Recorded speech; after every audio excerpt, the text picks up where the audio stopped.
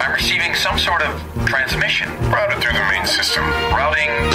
Looking to take a Disney vacation or cruise? Contact Kristen of MagicalJourneysVacations.com. Magical Journeys is an authorized Disney vacation planner. Kristen will get you the best price available and continue to search for deals until the day you travel, taking the worry out of planning your fantastic vacation. Kristen can help plan your dining reservations and answer any questions you may have. She'll even send you maps from the parks. So contact Kristen of Magical Journeys for your next cruise or Disney vacation. Contact Kristen of Magical Journeys at MagicalJourneysVacations.com. So what are you waiting for? Book today at MagicalJourneysVacations.com. Wow, that sounds great. I want to go. Well, you can't. Why not? Because we have to stay at our posts and keep rebel scum like him out. Book today at MagicalJourneysVacations.com. WDW After Dark. Now loading.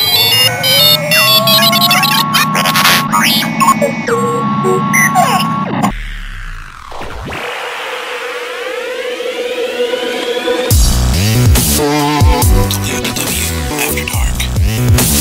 WDW After Dark. Live and uncensored. Starring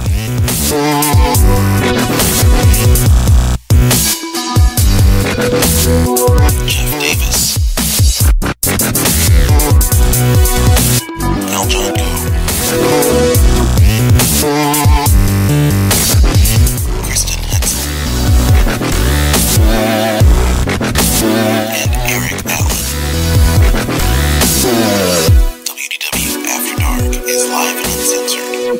Call the hotline at 410-98-WDW-AD. Follow us on Facebook at WDW After Dark Webcast and Twitter at WDW After Dark.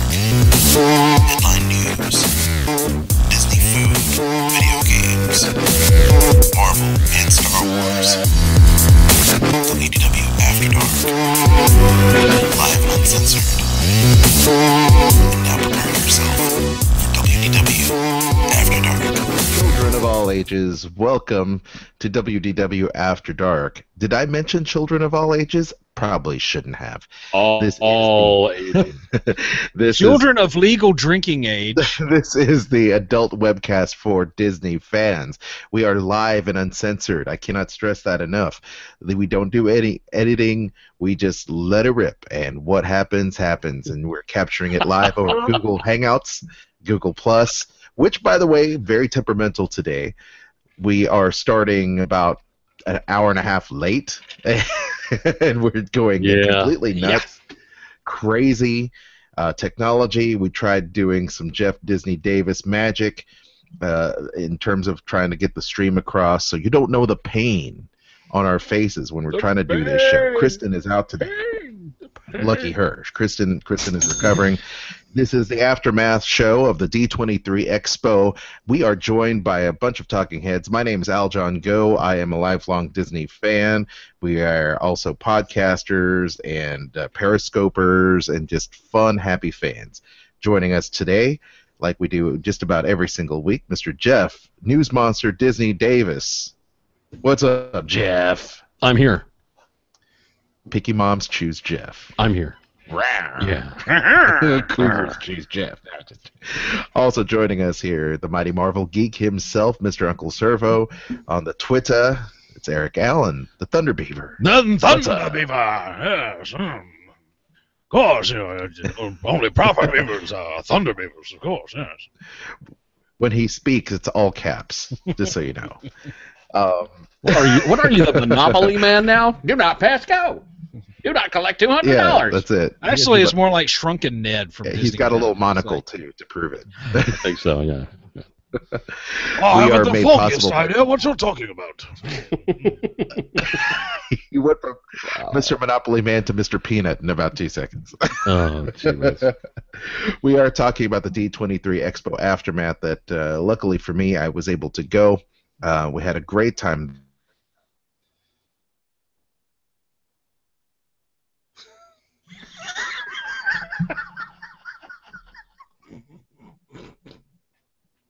YouTube feed, our iTunes feed, our feed on Stitcher Radio. Give us a thumbs up. What the hell are you talking about, Jeff? Jeff is just laughing his ass off. What? What the hell? He's loopy. What did I say? You froze up, dude. It's what you didn't say. Oh. It was one of those moments where you were starting your line and then you just dropped out completely. Oh. Okay. All right, man. All right. It was great. You It can was see a why this fantastic moment. Well, this is technology, folks. So it is what it is. I'm turning my lower third off. I'm gonna drop down to very low bandwidth. A bunch of people must be streaming Netflix or something. But this show is made possible by people like you. There you go. You ready for this? Once again, please be sure to like and subscribe our feeds on iTunes, Stitcher, YouTube. Okay? Be sure to follow all of our social media handles. You can find that all in the show notes there on iTunes as well as on YouTube as well. Support the show. Tell people about us, spread the word, give us those 5-star reviews, and also be sure to click on our links to magicaljourneysvacations.com. Now, I know you're booking your next trip to Ching, to Disney World or Disneyland, taking a cruise, whether it be Disney, Carnival, Celebrity, what have you. Maybe you're going to go on that Star Trek cruise. Maybe you're going to go on that rock and roll cruise. You can see all these classic rock bands perform live. You want to do that with Kristen of magicaljourneysvacations.com. She will hook you up, not only give you great service because she is a traveler. She does visit the parks, whether it be Disney, Universal, and does cruise, but she will give you the lowdown and the best deal possible. Why spend your money by going direct to those other travel providers? Well, she can save you money. Apply those discounts and work hard for you at magicaljourneysvacations.com. You can also click on Amazon.com. You've got all kinds of great Disney memorabilia. You've got some posters you want to pick up. You've got Disney collectibles you want to pick up, or maybe even pre-order Disney Infinity version 3.0 coming soon in just a matter of days. You want to go ahead and do that as well. Go visit WDWAfterDark.com and visit that website. Click our link, bookmark it if you would. It doesn't cost you any extra to shop with Amazon using that, but it does help out the show. And trust me, we need all the help we can get because our internet sucks donkey balls. Okay. I'm on that page right now. Okay. And believe it or not, I'm actually trying to get to Amazon so I can pre-order freaking Disney Infinity 3.0. There you go. Where on that page might somebody find the link to get to Amazon, sir? Well, it's funny you say that. You should be able to find it right there on either the top of the page for After Dark or on the Amazon search window to the right-hand side of the website. So give that a look, Mr. Eric Allen. I know you're saying that just because you're wanting to help out our friends, but you can actually no. I yes. really am planning on doing that. Oh no, I believe you. Because the cool thing is that when you do that, you actually have an exclusive Amazon package that you can pick up, and you've talked about it before on your different podcasts, and on this one, if I'm not mistaken. So yes, we've got a lot of news. What's that? Did you have Yes, something I you wanted have. to mention before we launch into the park news, Eric? What is that? Okay. Go out and get that Go game. right ahead. Okay. No, okay. No, we're talking about the Disney Infinity, and in case we don't get to that point in the show where we're talking about D23 Expo, about the Disney Interactive panel. For those who don't know, those who attended that panel, well, I say those who attended, but only like the first 5,000 people who attended out of a crowd of 7,000 got a disc, which in Disney Infinity 2, they have what they call costume discs. And like say you put Jack Sparrow on your Disney Infinity base, and you have a little costume disc, put it underneath there, and boom, he's the undead Jack from Curse of the Black Pearl. Or if you have Spider-Man, put the little costume disc underneath it, boom, it's the black costume. Captain America, his World War II outfit. You get the idea. Well, Disney Infinity 3.0 is coming out with a Mickey Mouse figure. this disc that was exclusive to the D23 Expo has as his costume his outfit in Kingdom Hearts. And this is a disc that they said will not be sold in stores. Now you would think that's a pretty cool little exclusive souvenir from attending the panel and going to the expo, right? Yes, it is. Yes, it is. Well, that's actually got a few people on the internet riled up. They say, well, D23 is just for bloggers and the super rich. So, yeah. Wow. So, you should really you should be able to buy it. You do like what they did with the Sorcerer Mickey, and it was exclusive for only about 3 months, and then everybody got to buy it. So, come on, Disney, make it right, dude.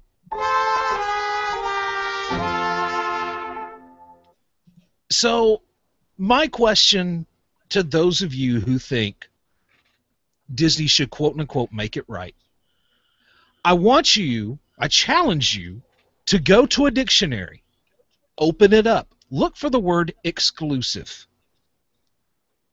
read that definition, and then have a Coke and a smile and shut the crap up. Which, by the way, you could custom create your own Share a Coke label there at the D23 Expo. Which, by the way, there was a huge line for. I was going to finally get my Share a Coke with Aljon label, and I'll be damned if I couldn't do it. There was just not enough time to do it. The line was so damn huge. Yeah, I Talk can about only missed get opportunities. maybe like what, 2 There were hours? missed opportunities everywhere. Oh, it was ridiculous. It was super long. Yeah. At least an hour and a half. I believe the line to get your Jedi ID created through Target was about an hour and a half as well. I did not have time to go through it. We try to do as much as we could, including panels. And yes, I did attend that D23 Expo. I just came back from it. That's why Kristen's not here, because she's exhausted. I'm exhausted too. I was supposed to leave this morning for a work trip that ultimately got canceled. But I tell you, I've never been so exhausted in my life, mentally and physically. I'm worn out. But I will tell you, it was so much fun to reconnect with a bunch of Disney fans and friends, to meet new people from Lucasfilm and Marvel and Disney Imagineering. It was just so much fun. And I do wish everybody has a chance, an opportunity to check out the D23 Expo. Many people have checked out Comic-Cons. Many people check out local Comic-Cons. Many people check out wrestling pay-per-views, or, WrestleMania is still on my bucket list. It is not a cheap affair if you're traveling out of town. It never is. When local Comic-Cons come to you, that's where some fun happens. It's cool to go to local conventions, and I love it. I love sharing the geekiness, our passion, our fun. Sharing is so much fun. But when you do something special like this, not everyone can do it. And Eric hit the nail on the head. It is exclusive. I have been invited to cover Star Wars Celebration Europe and Japan, and I just can't afford to go. And the sacrifices that families make to bring their families from all over the world to come to these type of events, we don't give my wife and I don't give typical gifts to each other. Our gift is doing conventions like this. We don't give anniversary gifts to each other. This is our anniversary gift. This is our honey, I love you. For Christmas, here's a 3-day pass. It's the gift that keeps on giving. Well, that's what we do. I mean, it makes sense. No. You give each other trips. But here's the thing. I have people that say, "Oh, it's so cool, Aljon, you get to do this. Does Disney pay for you?" No, Disney doesn't pay for me to get there. I have to pay for myself to get there. I have to pay for my hotel room. Yes, we're press, but we're not press people that are content to sit on our ass and not blog or podcast. I was uploading pictures. I just uploaded several videos. We work really hard because we love the Disney brand. We love the fact that we have access to some of these panels. It's not guaranteed access, mind you. Okay, just because we have a press pass and gets us through the door does not mean we have automatic front row seats to the films, which I did not have, by the way. Big Bubba B got there. He paid for his 3-day pass, and he camped out overnight. I could not. I was tired. I did not want to camp out at 2 o'clock in the morning to get there to see the films panel. I knew he was going to do it, and I knew I was going to get video for it. I was lucky enough to get a poster because somebody gave it up for me, but it's not, it's just so much stuff, man. Nothing is guaranteed. So there is a lot of, so people want to hate, people want to hate and understand. I take our relationship with Disney very seriously, and I take our podcast very seriously, just like you guys do. And we do our very best to cover this, and we have so much fun, but it is a lot of work, and a lot of work does go into it, and not just work and effort, but sleepless nights, a lot of payment, a lot of monetary stuff goes into it. So people can hate on us all. Time, effort, sweat, and money. Yeah, all the above. Yes. So if you think we're having a free ride, you're mistaken. It's not the case. We do this because we're a passion project, and we have day jobs. So I took off work and used my vacation to do this, and we would do it again, and we have, and we probably will, But we love it, man. And I appreciate the coverage that you guys do, and tweeting and retweeting. And Jeff, you were entertained through our periscopes, yes? I lived through everybody else's experience when it comes to the D23 Expo on Periscope. The entire weekend, Friday, Saturday, and Sunday, I sat in my living room, in my recliner, with both phone and tablet in hand. One was covering one person, another was covering another person. So I got multiple angles, multiple views. I walked the show floor with these people. I saw so many fantastic things. I practically saw every single panel that D23 had to offer during the weekend. I really did not miss much of anything. And I did it from the comfort of my chair. Thank you, Periscope. You have made my weekend. John, you remember a few weeks back when we were talking about stuff like this, and I said, next D23 Expo, you're going to have some sort of streaming package that you can buy to where you can do exactly what Jeff did. Yes. And unfortunately, there's going to be people doing it just broadcasting it out there for free, just like they did this year. But it's going to be interesting to see how Disney offers it and prices it. Well, let me tell you something. I got an email from Wizard World this week. Yes. And guess what Wizard World is doing? What are they doing? They are offering the Wizard World Chicago Con viewing over live stream, I think maybe Twitch, for $5.95. Dude, I am vindicated. I called it. Right? I called it. Well, we made a discussion.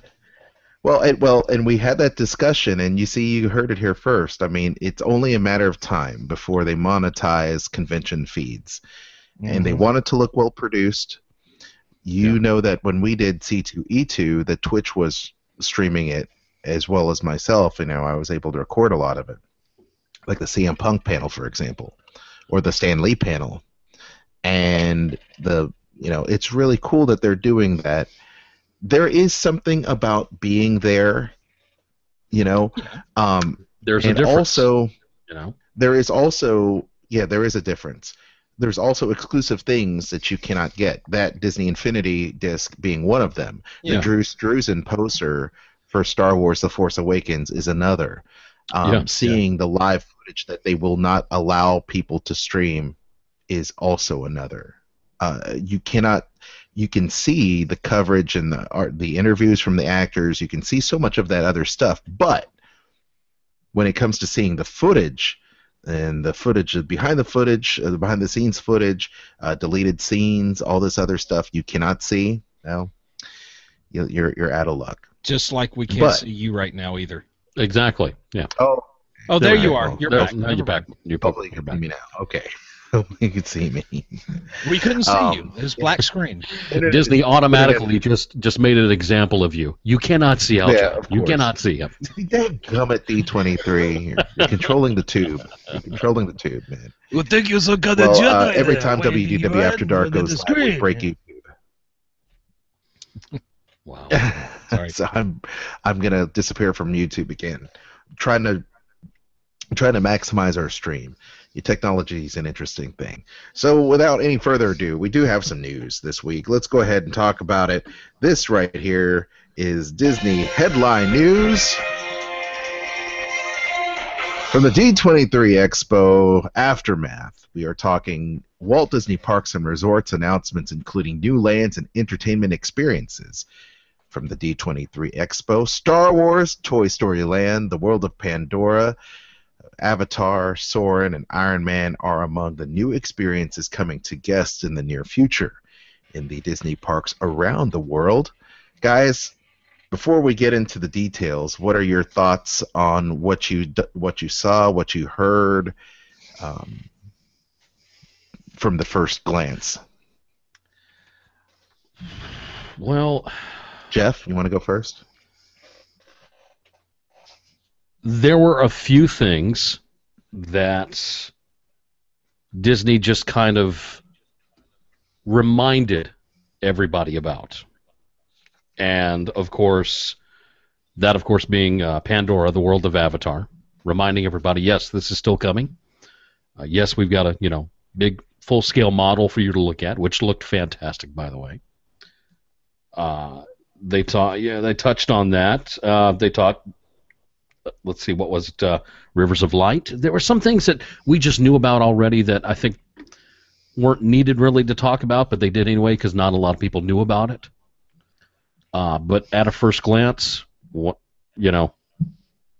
hands down, Disney parks-wise, the best news possible out of all the D23 Expos so far.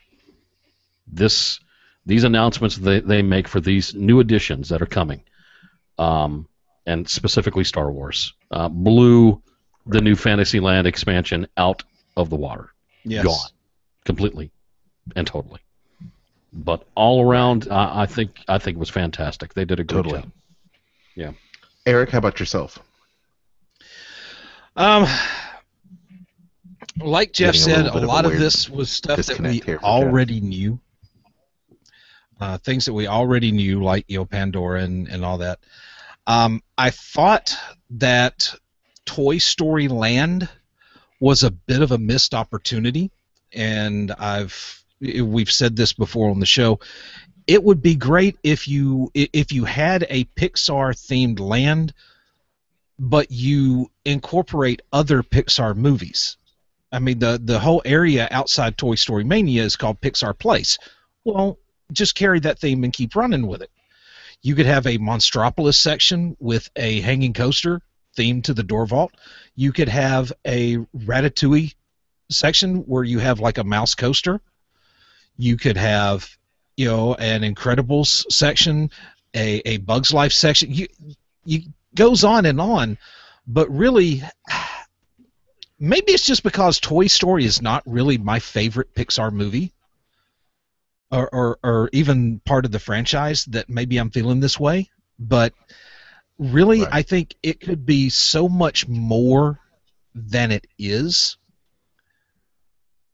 Either that, or it's just because I want Harryhausen's in a Disney park, by God. Right. And just because I have a very interesting approach when it comes to hearing these type of news things, is that just because they make an announcement doesn't mean that's what they're going to hold true to. And so those concepts, those things can morph and change from the moment of conception all the way to it's finally being brought into the world. That's just the way it is. So these things are cool, but understand that things do change. And I feel that there were some really great announcements, and who knows exactly what how the final form of these things will take. For example, Pandora. I think someone had asked me, Aljon, why did you change your mind about it, or what drew you to Pandora being cool? Because a lot of people had seemed like they were underwhelmed by it. So let's first look at that, shall we? Shall we look at that? Actually, let's read the press release, and we'll go into other stuff. So please do. So the resort's chairman, Bob Chapek, gave 7,500 lucky fans behind-the-scenes look as to what's to come at the parks. He was joined by Imagineers working on these projects, as well as legendary filmmaker James Cameron and John Landau, who talked about Pandora, the world of Avatar, including the names of the land and e-ticket attraction Avatar Flight of Passage. Fans were also able to see Marvel legend Stan Lee make a cameo appearance as the Cameo King, where he posed as an unsuspecting fan during Iron Man's dramatic entrance. Among the many announcements Chapek shared were new enhanced Star Wars experiences coming later this year to Florida and California theme parks, plans for a Toy Story Land, Disney's Hollywood Studios, Toy Story Land at Disney Hollywood Studios, more details on Pandora, the world of Avatar, which is already under construction, as we know, at Disney Animal Kingdom, and other attractions, including Iron Man experience coming to Hong Kong Disneyland in 2016. And from Disneyland's 60th anniversary celebration, the anticipation of Shanghai Disney Resort, they're in the midst of unprecedented growth around the globe, says Chapek. With these new announcements, we continue our legacy in creating innovative attractions, worldwide entertainment, and magical lands that take our guests into the worlds of the stories they love. So let's look at some of this other stuff that's happening here. So let's look first, because I have these pictures already queued up, at After Dark at Disney's Animal Kingdom and Pandora, the world of Avatar. Now, that's what it says on the press release. And I'm thinking, After Dark? You mean they're inviting us? That's cool. I hope so. I'm cool with that. Yeah. I can do my Warden Wilson Matula impression. I'm going to do a little... So I'm going to show you guys a screen share here. And let's see how this works here. So take a look at this little ditty. So here we are. Mm-hmm. The world of Avatar. This is the model that was presented. When you walked in, you went into Alpha Centauri Expeditions. Yes, thank you, Jeff, for that. So you went into the Ace place. Ace is the place for the helpful Pandora people. So you get this, and you can tell from this photograph that there is some really cool detail here. Now, I understand that in this area, you can probably see my mouse, my pointer. In this area to the right-hand side, there are supposed to be shops and eateries on this corner, and that is supposedly leftover people from expeditions in the past who have made camp there that decided to start up restaurants or sell, trade wares and stuff like that. Mm-hmm. And I'm trying to remember where the rest of the stuff is. I believe the flights is going to be in this area right here. So the model to me is pretty neat in terms of scale. As you can see, these are actually people right here as they walk through. So this to me seems about the size of Cars Land, and for you all here, I believe it's going to be slightly larger than Fantasyland in the Magic Kingdom in terms of the size. So yes, Jeff. You see those cliffs in the very, very back of the model there, right there next to the floating mountains. From what people have told me, from what I have read, from people that have seen it and talked to other personnel while they were there at D23, they said those cliffs are going to rival those of the ones even over in Cars Land, that they are going to be that massive and that much detail that it really makes the entire area pop when you take a look at it, and picture opportunities and everything else. A lot of people will say yes, the floating mountains are going to be fantastic when they're done and getting to see them, but that structure behind that it's what's really going to be impressive. Yes. So, in fact, I'm sorry, Jeff. I believe that is actually where the Flight of Passage is going to take place. Okay. So let's look about it. Let's talk about this. So, they're aiming for complete immersement. Now, a lot of people say that when Universal planted their flag in terms of making the Harry Potter experience in their parks and then expanding to Diagon Alley, and I'm the first to tell you, it's amazing stuff. Diagon Alley, I think, is the most immersive, but you can say that about Cars Land as well. It is so good, and it makes me feel so awesome when I walk through there because I feel like I'm stepping into the film, to the point where an Imagineer had said, I believe during the presentation, we are doing our job right when we hear this. Mom, is this where they filmed Cars? True, because that is exactly how good it is. It is so good, and to me, the experience is so amazing that this is what they're going for, a full immersion. And in the Animal Kingdom, folks, you walk through it. I love to just walk through Animal Kingdom because there's so much to explore, to walk around. You're in nature, for heaven's sake. You're not going to be filled. It's not Tomorrowland, And for people that were kind of poo-pooing on it, I'm thinking, just wait until this stuff lights up. You're going to have tons of interactive things, apparently, that are going to go on, plants and stuff that actually will interact with you. So let's look at the Rivers of Light.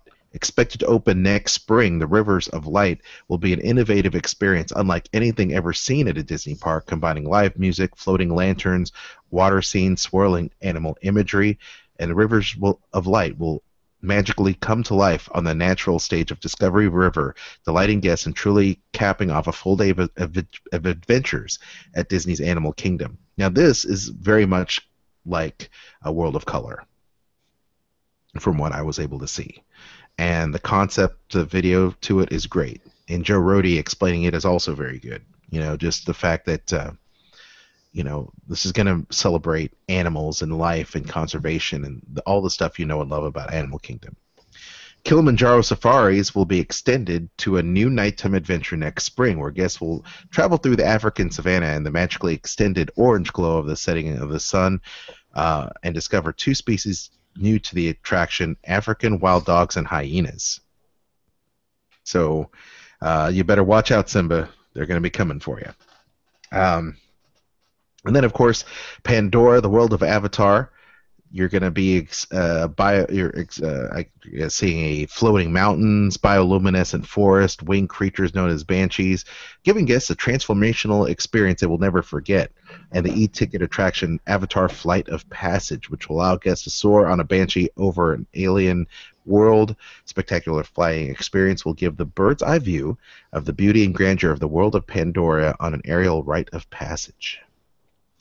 So the video I saw of this was very, very good, and honestly, it's going to be very, very neat to see with your own eyes when you get there in Pandora. So I'm not turned off by it. I think even Kristen seems to be somewhat excited about it, even though she was definitely very lukewarm on the project. Guys, what do you think? Here is what I find interesting about Pandora, the world of Avatar. And this is what Disney does so well when it comes to the Animal Kingdom, is that when you step into certain sections of that park, they're very, very good at immersing you in just that area. And in majority of those areas, you cannot see any of the other themed lands, which, what they did with Harry Potter at Universal, they did that great with Diagon Alley. They did that fantastic. It's almost like you're there on the set. And I think Pandora is going to be the same thing. When you step into that area, you're going to not even know that you're next to Africa, or you're near Asia, or you're near Dinoland USA. They hide everything so well. So getting you to feel like you're there on Pandora, on that planet, so many light years away, is what's going to be the key feature in immersing you into that world, with the cliffs, the floating mountains, the banshees, the bioluminescent, effects that they are going to use in the park. I am so excited about this. So excited. I cannot wait. And just from looking at that scale model, fantastic. And then Rivers of Light, are you kidding me? A World of Color type show at Walt Disney World? We have wanted something like this for a while. We've always been jealous of Anaheim and the experience that they have had. That's where Glow with the show, had its origination, with the Mickey ears and everything else. And I hear those are going to be part of the Rivers of Light as well. When it comes to that type of technology, it's going to be a fantastic show. I'm very excited for all this stuff for Animal Kingdom. I'm very happy for them. Eric.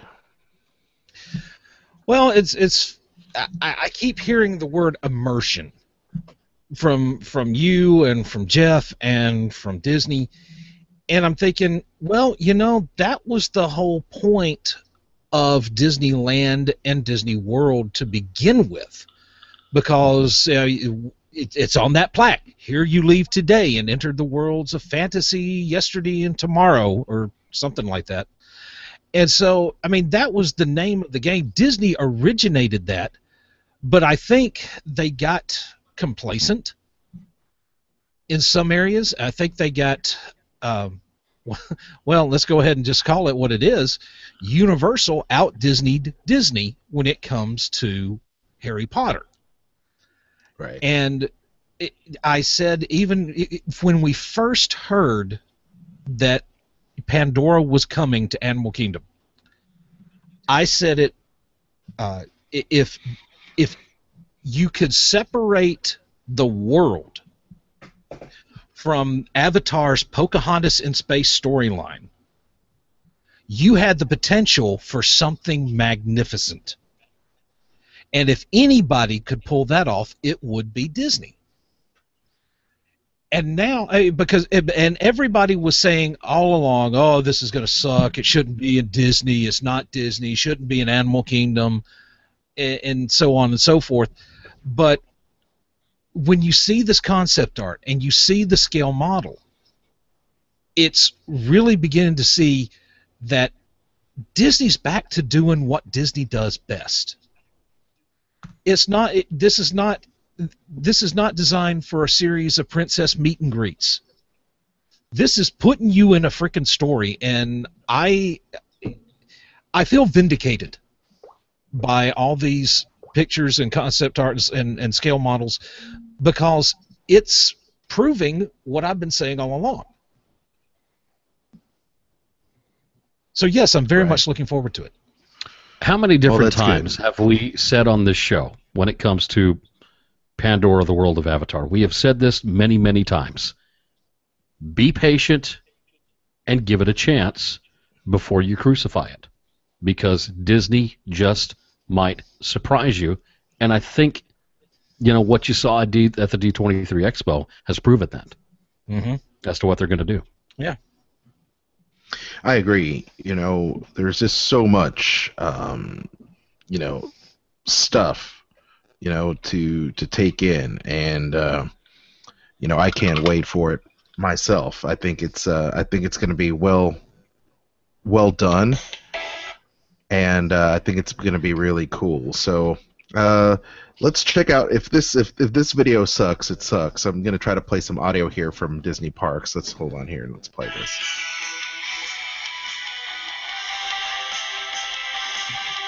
But there is a lot of stuff going on. Today, I'm thrilled to announce the next chapter in the long and exciting history between Disney Parks and Star Wars.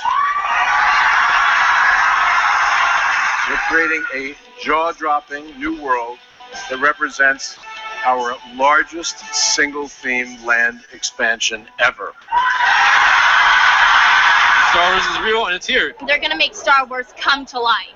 We're not just building one of these. We're building two. Disney's Hollywood Studios in Orlando, right here in Anaheim at Disneyland. We're in the midst of unprecedented growth and expansion. We have theme parks on 3 continents, a new park underway in Shanghai. Soaring around the world debuts at Walt Disney World and Epcot, and right here in Anaheim at Disney California Adventure. It's buffering. Good times with technology. Don't you love it? We're going to show you some of the stuff he's talking about while it is buffering in terms of Shanghai and the park. So here's... Next year, our guests can visit the land of Pandora. And they had James Cameron. It's Pandora, the world of Avatar. That's what it's going to be called, and it is a world. We're bringing Toy Story Land to Disney's Hollywood Studios. Toy Story Land in Disney Hollywood Studios, and just seeing all the new attractions that are going to come. I'm really excited for the Hyperspace Mountain overlay coming to Disneyland. I loved it. So exciting. A lot of great news. Stan Lee. And of course, we're making great progress on the Iron Man experience, which will be the first ever attraction for Marvel in our parks. I can't wait to show this to all of you. And I can't think of any way that is more fitting to celebrate the next 60 years of Disneyland and our park legacy than this. Yeah, so I probably should have played that first. But it is worth mentioning, you know. I mean, it's great to hear from Bob Iger. It's great to hear from the rest of the staff there. And as we move forward, talking about the rest of the stuff coming to the parks, how about this? Soaring around the world in Florida and California. Next year, guests at Epcot in Florida and California Adventure will be journeying to far-flung lands and fly above some world's most unique natural landscapes and man-made wonders when the new Soarin' Around the World makes its U.S. debut. Guys, we've been talking about this for years, it seems.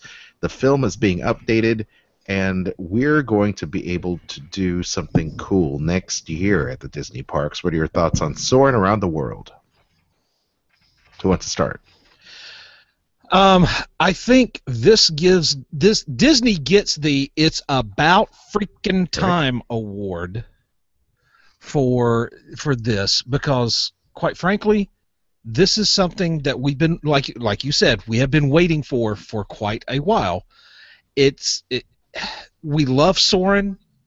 We love the soaring over California. Love being able to kick the kayakers in the head, watching the guy wipe out as he's ski jumping, and all of a sudden, you know, almost getting run over by the military jets.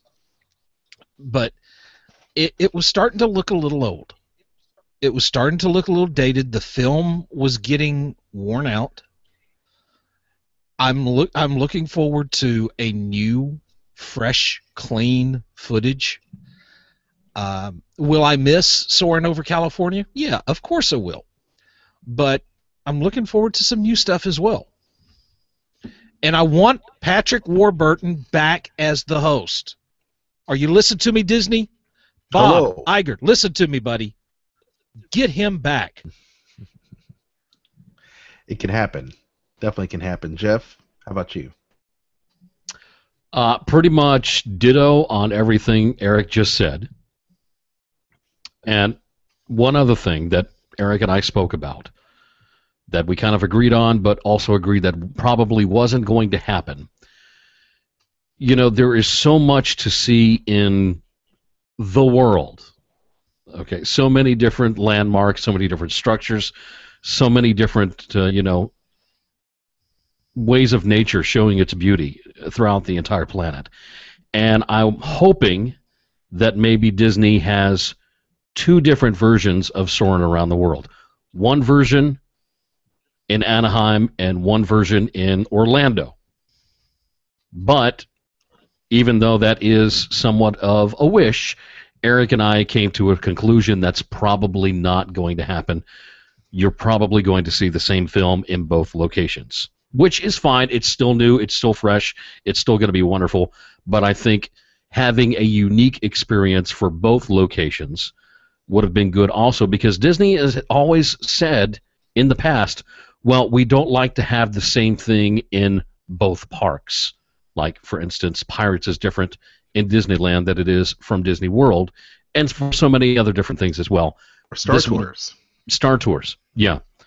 So, is that probably going to happen? No, but I'm happy either which way. You know, one thing that I have heard through the grapevine, something that I'm sure all of us had been speculating about, is the fact that they have the technology, much like Star Tours, to create different immersive type of itineraries. So where the films, the destinations may be different, they have that ability so that you have rewritability. Yeah. And that you will have to ride Soarin' several times in order to take in all the different itineraries as they switch out one section for the next, and they have it maybe different soundtracks or different sections of it, because now the West Coast and the Redwood Forest all the way to maybe Spain, or in the soundtrack changes. Then you go to China, and maybe it'll give them an opportunity to refresh that China 360 video too. You never know. But you know what's going to happen, what we're going to lose if they do that. What's that? And that is the smell. Because are you sure? You're not going to be well. All right. Do you know how many different smells there are in this world? No, what I'm saying is, all right, think about this. In the original Soarin', okay. you smelt pine trees, you smelt ocean spray, you smelled oranges, you didn't smell a whole lot else. Right. So the question is, are you going to lose that if you get... Now, granted, if you have these little smell pellets that you blast air over to get the smell, well, just think, you're going to have a lot more of those pellets that you got to keep in stock, because, like, well, here we are over Big Sur in California. You feel you hear the ocean waves, you smell the salty air, and boom, you're over the Amazon rainforest. That's going to be a different smell. Yeah. Boom, yes. You go over to Spain. Well, that's going to be a different smell. Yeah, they have that ability. They very have well it, could. But it could be a case of, well, we just won't include that because that's additional expense. Right. I'd love to have the Lower East Side of Manhattan thrown in there as a smell. That would be nice on a hot summer day. That should be beautiful. Oh, maybe so. Yeah.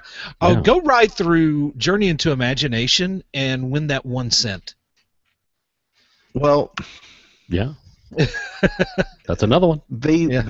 They will probably have to be very judicious in what they choose. You don't want to smell like, oh, this is a Chinese market, and it's gonna smell like weirdness. I'm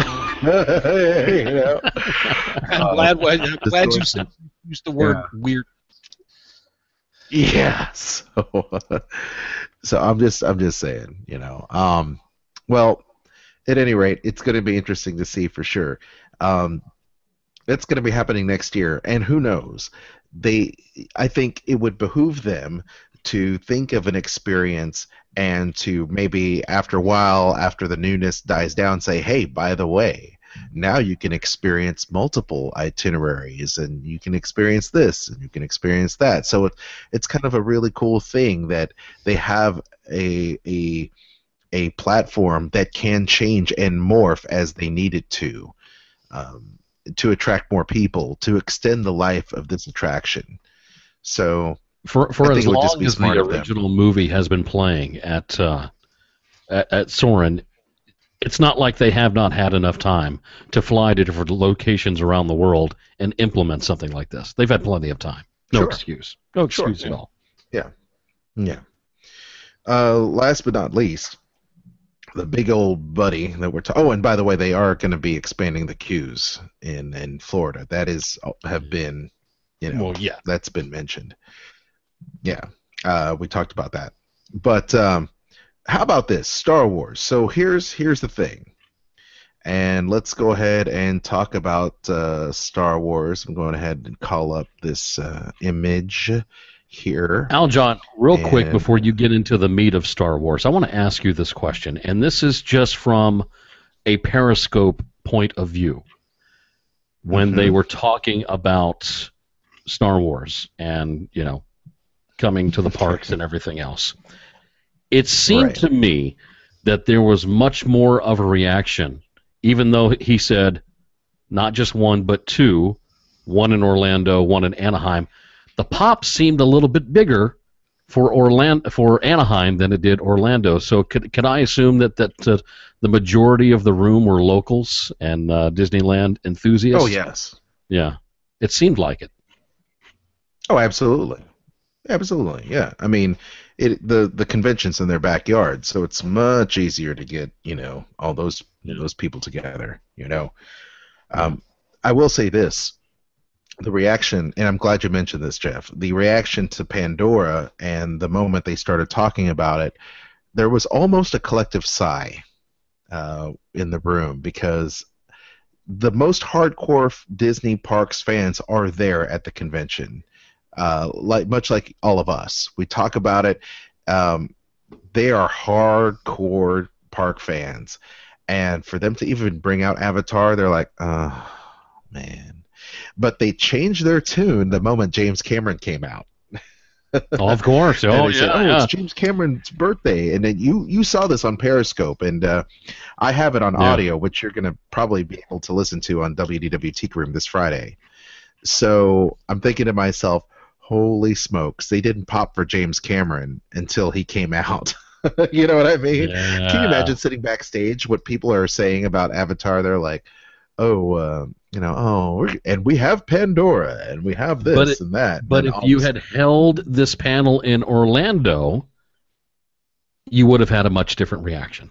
Much different. I don't know. Maybe. I don't know, Jeff. No, I don't know. I don't think so. Not to Pandora. I think there's a lot of doubting Thomases when it comes to Pandora. Even after this. Now this should have shut a bunch of them up. But I think you're still got a large number of people who are just so not impressed with the idea of Pandora. Some of them will say, well, it's not Disney. Some of them will say, well, this is not these are not real animals. This is not a real setting. It shouldn't be an Animal Kingdom. There are just some people who said, I didn't like the movie. So, I mean, each one of these arguments you can shoot down. Oh, yeah. But the problem is there are too many idiots and not enough ammo. Too many haters. Well, all right. I'm not saying you literally shoot these people. You shoot down their arguments. But there are just more of them out there than you can address. I think that Disney parks cannot afford to have any mistakes. They can, as you said, Eric, they can't afford to rest on their laurels on anything anymore. They know that Universal has literally taken so many Imagineers from Disney over the course of, Jason Searle being a fine example. He is working on Harry Potter stuff. So the Imagineers that were there at the last D23 Expo, half of them are gone. The Imagineers I spoke to are very young, to the point where they've been there less than a year. They have so many great ideas, so many great talented young men and women, and the veterans are doing their very best in order to shepherd them in the ways of the Force. They're trying to make sure that they know that this is, they're trying to carry on the tradition that Walt Disney has tried to do. Yes, they have tried under the Michael Eisner era. They cheapened out on a lot of things, but Bob Iger is not Michael Eisner. No, he's not. They're trying to right the wrongs. Yeah, they're trying to right the wrongs. And I was this close. I was only a foot away from Bob Iger twice. I waved to him, and he waved back. That was our moment. Right? So, Aljon, did you hear the latest when it comes to Universal and Marvel? Have you heard the latest with Islands of Adventure? Please. They are, in a way, reimagining or retheming the Incredible Hulk coaster. It is still going to be the Incredible Hulk, but it is going to be hugely refurbished. Still the same track and everything else, but the inside of it is going to be a lot different. The theming of it is going to be a lot different towards the Hulk. And I can only imagine that some of those former Imagineers that were with Disney are a part of that project to bring a little bit more life into that coaster because it has been very stagnant for the past few years. You know, that is not how I would design a coaster. Well, at least it's not how I would design the theming around the coaster. Yeah. I mean, it was very. And this was true pretty much of all of Marvel Superhero Island. It just did not seem. It was not Disney standard. No, it was not Disney standard. The original. I did not like the animation that they used in the briefing videos. Yeah. Yep. It looked very third rate. That's really the whole impression that I got. You know, second rate, third rate theming. But see, that's what's about to change, though, is the fact that Universal is taking advantage of the fact that Disney World cannot have Marvel attractions over there whatsoever in any way, shape, or form. So what are we going to do? We're going to use these new people that we've got, that we brought over from Disney, and they're going to start retheming that area with those ideas that they bring with them. And that's what you're going to start seeing. That's where the competition is really going to start ramping up between the two parks, with the comments that Aljon made and those Imagineers going over there. Yeah, yeah. Well, Disney has to step up their game, and their game was, you know, Universal planted that seed with that first Harry Potter, and now Cars Land strikes back, and Cars Land is awesome. No, Aljon, no. You cannot counter something in Orlando with something out in Anaheim. I'm sorry. Right. Cars Land is not a proper response to Harry Potter. No, Star Wars is. Star Wars is. They tried with New Fantasyland. New Fantasyland is wonderful, but it's no Potter killer. You're right. Avatar has that potential. Avatar does have that potential. You're Star right. Wars better have that potential. And Star Wars will. And let me tell you something else before we get into the Star Wars talk. For those of you, and I heard a lot of this throughout my time at Disneyland, my couple days I spent there, plus the time at the Expo. Guess who Big Bubba and I ran into at the Enchanted Tiki Room? Go ahead. I know you already know who it is. I have no clue. I'm going to pretend not to know, so you can tell us and I'll act like it's a surprise. George Lucas. Get out of here! Shut up! Shut up! So, myself and Kristen, Big Bubba B, and his wife Taylor were sitting there by the Dole Whips, and we just turned, and I go, "What?" And Big Bubba just starts following him and his entourage. It was, to my knowledge, it was George and his first daughter from his first marriage, Katie Lucas, who's a writer for Lucasfilm, and his new daughter that he has with Melody, and then his two bodyguards, and maybe there was someone else there. So they walk in. He wants to go to the Tiki Room. So he goes in. We go in after him. We were walking. So in the Tiki Room, if this is look at my phone, folks. Yeah. So if this is the Tiki Room, and the center is right here, George Lucas is right here. We are right here on this side. So Lucas is here. We're right here in that row. So we're sitting across, and he's wearing his bucket pail hat and his flannel shirt and his jeans. Not a whole lot of people recognize him at all. And Bubba was like, I'm going to go up to him. I'm going to get his autograph. And I was like, no, Bub, you're not going to, because those two bodyguards will have you on the ground. I don't care how big you are. Vinny and Guido will have an objection. And Bubba was like taking pictures of him, with his cell phone, like, he's in the shot. He's in my shot. It's awesome.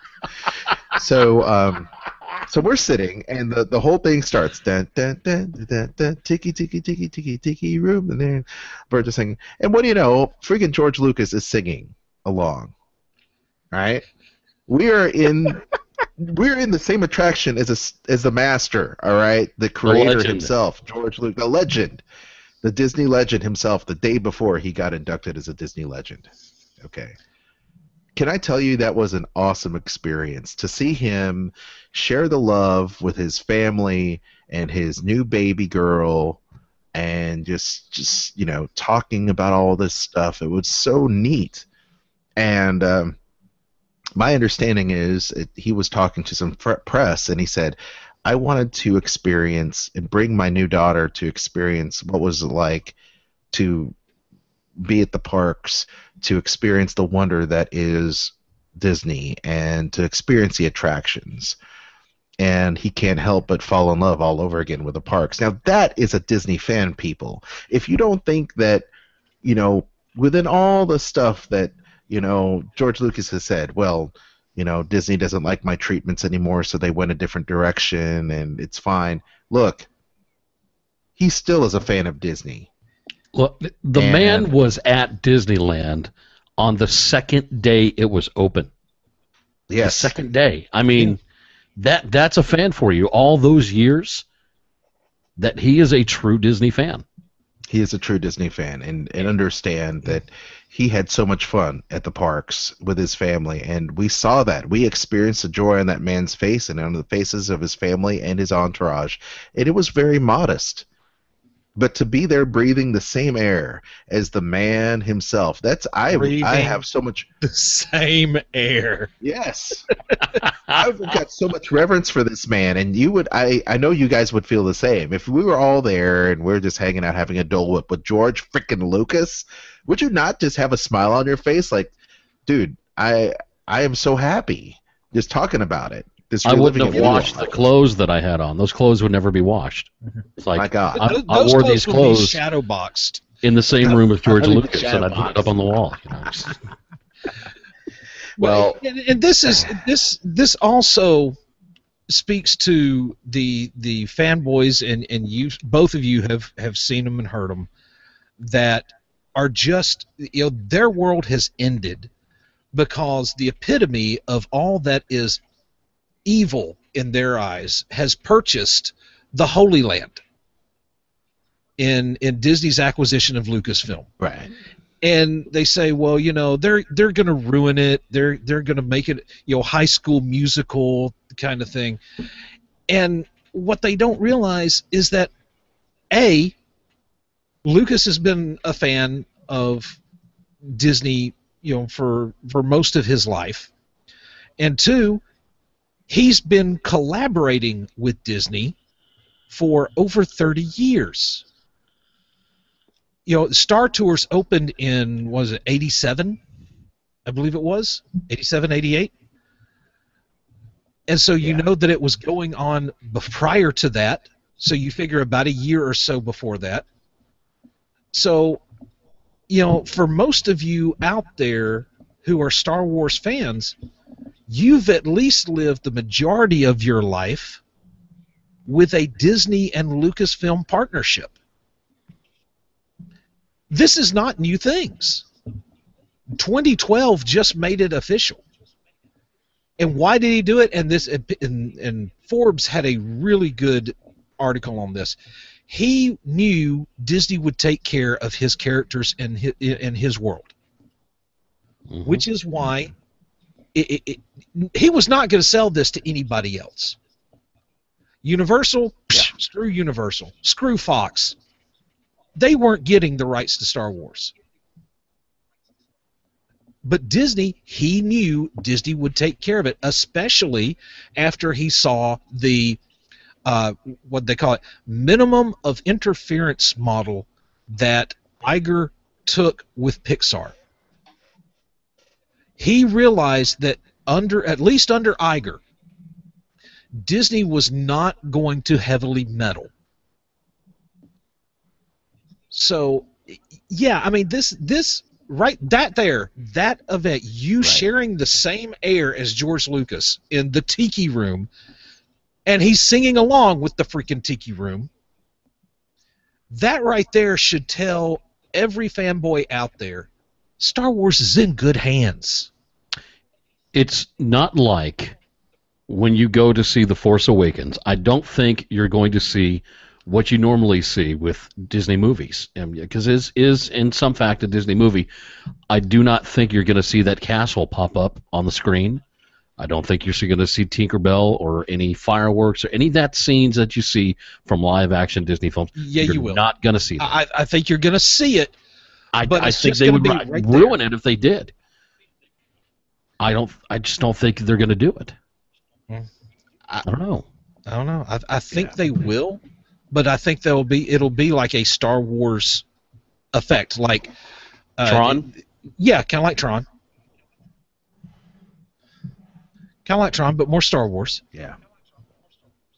I don't know. I think let's break this down and we'll wrap it up for tonight. Leaving the best for last. Star Wars enhancements and new experiences. From new Star Tours Adventure to Star Wars Launch Bay, from a new Jedi Academy to Season of the Force. Soon guests will be part of both new and enhanced experiences at Walt Disney World Resort and Disneyland. Star Tours The Adventure continues. Now, later this year, 2015, Star Tours will include a new adventure featuring new locations and characters from the upcoming film Star Wars The Force Awakens, giving guests a new adventure to ride in the Star Wars galaxy. Now, how awesome is that? I'm reading it and I'm getting goosebumps. Jeff, Eric, next time you come to the park, you'll have a new Star Tours. But the thing that me and Eric brought up when it comes to this is what are the chances the next time you go to get on Star Tours that you're going to see this with the current rotation that they have with the current destinations that they use on Star Tours? That's why you're going to have to go again and again. Because how much of a letdown is it? I mean, the fact that they're doing it is fantastic. I love the idea. I think it is wonderful. But what are the chances going to be that you're going to experience that if you can only get on the attraction one time? And you've got so much else, other things to do. Yeah, that's true. You're right. It might be a big letdown. Right. You walk in there and you go, oh, I can't wait. I'm going to see, this, and this. And then you walk out going, I went to Tatooine again? I've seen this. It could be. It could be. We'll have to see how they roll that out for sure. For sure. Because I know that Tony Casanova is wanting to have a Star Wars The Force Awakens party, and he wants me to be part of it, and I'm thinking to myself, well, Tony, I have to go all the way to Orlando to do this. And then we'll have to ride Star Tours. Take one for the team. Let's look at this. Take one for the team. I'd love nothing more than for you guys to just pile in the car and let's just go to Orlando for the midnight screening of Star Wars. So yeah, that would be great. Wouldn't it be awesome? Or at least maybe do it in Nashville. I don't know. It might be kind of cool. So let's show this. We have got this right here. This is Star Wars Launch Bay. Can you guys see that graphic? Yeah. Yes. Yeah. Yes. Okay. So, Star Wars Launch Bay. Let's read the... right now, this interactive experience will take guests on the upcoming film Star Wars The Force Awakens with exhibits, peeks behind the scenes, including opportunities to visit new and favorite Star Wars characters, special merchandise, and food offerings. Launch Bay will be part of the animation courtyard at Disney's Hollywood Studio and in Tomorrowland at Disneyland Park. Also at Disneyland, Star Wars Launch Bay will share a space with the reimagined superhero headquarters, featuring new opportunities to meet and take photos with Captain America and Thor, as well as the experience returning Iron Man Tech by the returning experience Iron Man Tech presented by Stark Industries. Both experiences will be available for guests later this year. Wow. So, what do you guys think of the Launch Bay? I think it looks cool. It looks like it's part cool. Music. It looks like it's an interactive museum. Can you guys hear me? Yeah, I can hear you and see that. And what I'm looking at, this reminds me very much of the traveling exhibition. It's like where imagination lives, or what I can't remember the exact name of it, but it's where they had all these props and it wasn't even replicas, is actual props and models from the series, from all the movies, and it looks like some of that stuff is represented there. It's particularly like the TIE Fighter and the Millennium Falcon. And it's interesting also if you look behind everything, look back in the back to the different bays. It looks like they've got a bay dedicated to the Hidden Rebel base on Yavin 4, and then right next to it is it looks like an Imperial something or another. Because you've got an Imperial officer back behind, standing at the entrance to that area. So it looks like an Imperial, area. So I'm wondering if they're going to keep that theme going. Like each area, like each movie will have its or each trilogy will have its own themed area. It's possible. Like Phantom Menace will be on Naboo. Well, the prequel trilogy, I guess you should say, would have like Naboo theming, and then the original trilogy would have that Yavin 4 look, and then the sequel trilogy would have, well, whatever scenes we're going to see in it. Mm-hmm. Yeah. It definitely looks really cool. I mean, it's a combination of, video games and pop culture and statues and character meet and greet experiences. It just seems to me like a really good way to kind of experience all things Star Wars, So yeah, it does. That looks really neat. Now, Jedi Training Academy is going to also be expanded, including new characters to battle a villain from the popular series Star Wars Rebels. Oh, maybe it's Inquisitor. And Season of the Force, a new seasonal event beginning 2016, brings experiences to both coasts. Tomorrowland at Disneyland Park, where guests will explore the galaxy with special entertainment throughout the land, themed food locations, and more. Guests will also be thrilled to climb aboard Hyperspace Mountain, a reimagining of the classic Space Mountain attraction in which guests will be able to join an X-Wing starfighter battle. At Disney's Hollywood Studios, guests will close out the weekend nights with a new fireworks spectacular set to the iconic score of Star Wars movies. So early 2016. Now, if you haven't seen what the overlay or the artwork is, here it is. Hyperspace Mountain. Take a look. I hate that we're not getting that in Orlando. We are. We are? I thought that was that was purely Anaheim. It says the seasonal event beginning early 2016 brings new experiences to both coasts. Wow. Now, it says tomorrow. Now, Okay. Now I see what you're saying. It's worded. I'm talking about Hyperspace Mountain. That overlay. Yes. That's what I'm. It says, okay, that's what I'm talking about.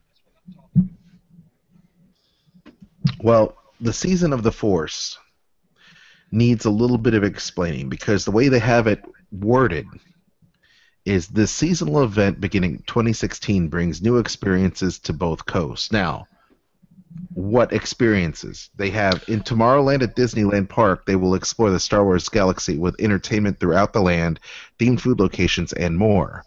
Right. Guests will also be thrilled to climb aboard Hyperspace Mountain. At Hollywood Studios, okay, so this is different. Guests will close out the weekend nights with new fireworks spectacular set to the score of Star Wars movie. Okay. Yeah. So because Season of the Force. Go ahead. Because Star Tours in Disneyland is right there next to Space Mountain in Tomorrowland. It's in that same area. Is the reason why they're doing this special edition of Hyperspace Mountain for that. Because we don't have that. We have Star Tours at Hollywood Studios, not in the Magic Kingdom. Okay? So that is why we get the fireworks, they get the special attraction, and probably a couple of other things in that area. Yeah. Who knows how that's going to work out. To get an overlay for Hyperspace Mountain, how cool would it be to go into G-Force Records and have that? Oh, yeah, seriously. I mean, do right, a rock and yeah. roller coaster. Yeah. It would be. It would put that launch in a whole new light. Yeah, it would. Yeah, It would. It really would. Well, regardless, I'm interested to see what type of stuff they're talking about. If Season of the Force is going to replace Star Wars Weekends, or how that's going to work, or if it's only going to be for May the 4th, or it says early 2016. We'll see how that works. I think it's going to be a separate event. Everybody's I think it's looking going to be forward to the totally Force separate Awakens. from. So we'll see what happens. Yeah. We'll wrap up this really quick with Toy Story Land at Disney's Hollywood Studios.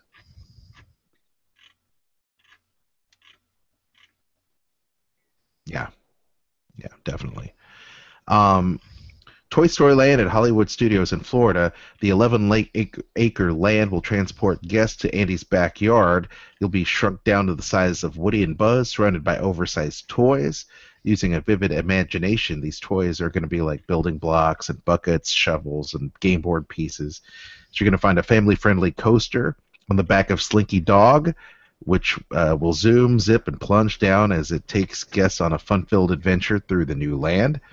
Alien Saucers attraction, little green aliens will be moving around for a spin around their own flying saucers with music and lighting and visual effects, with the claw looming over you.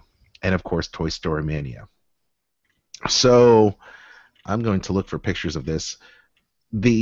What I saw from Toy Story Land is cool. I mean, the Slinky Dog coaster is going to be really nice because of the way you're going to be,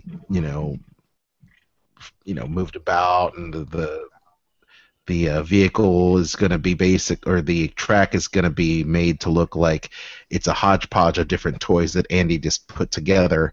And instead of having a traditional train, it's Slinky Dog, which is great, And the flying saucers with the aliens is basically going to be their version of teacups, but it might have a little tow mater in it in terms of the way it's kind of shuttling people back and forth.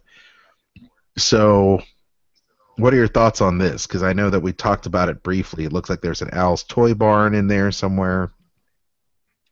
It just looks very interesting how they put this together. I stand by my earlier comments.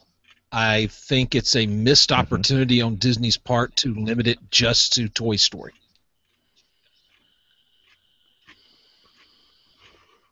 Mm-hmm. That's really all I had to say about that. I think the Slinky Dog coaster looks good. The little green men spinning coasters, meh. It's for the kids. But some of the others, I don't know. I think it could be even better than this. Mm-hmm. Just because you're not limited to one franchise. I mean, I know that John Lasseter loves Toy Story, and with good reason. But seriously, dude, how many more freaking Toy Story movies are we going to get? Well, there is going to be that one. We have one more I know coming. there's going to be at least we got one more coming at least. I'm just thinking, how long before it's, of course, this is precedent because you've already had Cars Land over there, and I thought that was kind of limiting, but they pulled it off nicely. Yes. This, I'd like to see some other Pixar movies get some time in here. I just do. Jeff? I saw this and I went, okay. And then I saw the little green aliens and the flying saucers, and my initial first thought was, oh joy, another edition of the teacups, but in a different park. Not very creative at all. It's almost like a filler attraction to take up space. where they could have put something else more relevant, like Eric said. Where's the love for The Incredibles? You know, Right. where's the love for so many other Pixar films that just don't seem to get anything? And I love the fact of another family coaster. I think that's a great idea by Disney. The kids enjoy those type of things. They love the Seven Dwarfs Mine Train. They're going to love the Slinky Dog coaster. I think it's going to be fantastic. But I just don't know about the other attraction. But a nice addition. It's a good size of an area that they're going to be taking up with this. I can only hope that they can... because, Eric, you said this. The name of the area is Pixar Place, is it not? It is. Okay. So when you have that type of a name for an area, that can cover a lot of different things. It can. Not just Toy Story. It can. You've already got Toy Story Mania. When this area is built, that sign may come down, and the area may be renamed to something else.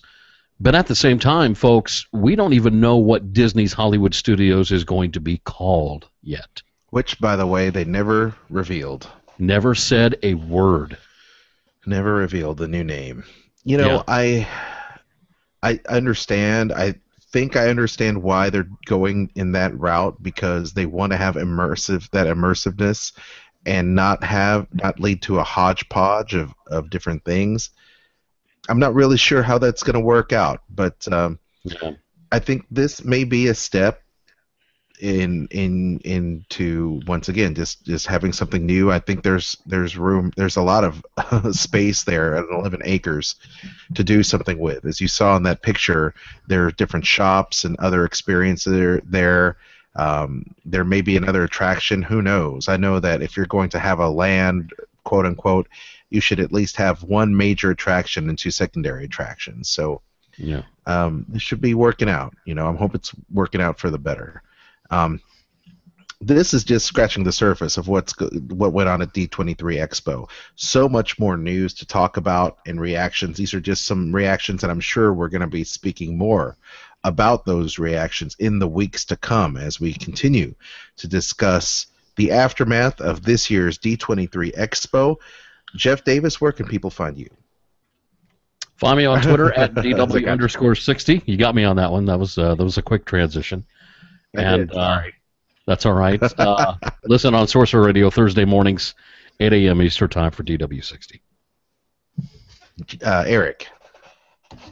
Okay, you can hear me on Sorcerer Radio on Tuesdays at 8 a.m. Eastern for the Sorcom Review, and you can contact me via the show on Twitter at Sorcom Review. Also, check out the show's Facebook page at facebook.com/Sorcom Review, and also hit me up in the Sorcerer Radio Disney Fun Zone. Very good. Also, catch him on Mighty Marvel Geeks podcast. Yes. I don't know why I keep forgetting Mighty Marvel Geeks, but yes, you can also catch me Saturday evenings at 8 p.m. Eastern on Mighty Marvel Geeks, also on Sorcerer Radio, and available via WeBeGeeks.net and podcast form. Yes, absolutely. Once again, join Kristen and myself every Friday at WDW Tiki Room on Sorcerer Radio, Fridays at 8 a.m. Eastern and 7 p.m. Eastern at srsounds.com. You can download highlights of our show, WDW Tiki Room, as well on iTunes and Stitcher. Kristen would love for you to follow her on podcast as well as YouTube at Dining at Disney. She's got a brand new book that's hopefully going to be released later this week for the Epcot International Food and Wine Festival. That should be really cool. So please check it out at diningatdisney.com. More great Jedi news, World of Marvel, and more, JediMouseketeer.com. And please don't forget to spread the word about this show, WDWAfterDark.com. Spread the word. We've got the podcast. We've got the YouTube video. Spread the love. Buy stuff on Amazon. And please book your next Disney trip with Kristen. She will help you out. On behalf of everybody else, please have a great week. We've got more Disney D23 discussion in the future. And just remember, things go better after dark. And we will see you next week. Adios. Crisis for the geek kind. Top geek officials admit they underestimated the hipsters' defense capability. Join the geek revolution and save the galaxy. Geeks from all over the globe are joining up to fight for the future. They're doing their part. Are you? Want to know more? Join Weeby Geeks and the Geek Revolution and save the world. Service guarantees citizenship. Listen to Weeby Geeks podcast on iTunes and Stitcher or online at WeebyGeeks.net. Weeby Geeks, your voice for the Geek Revolution. Want to know more?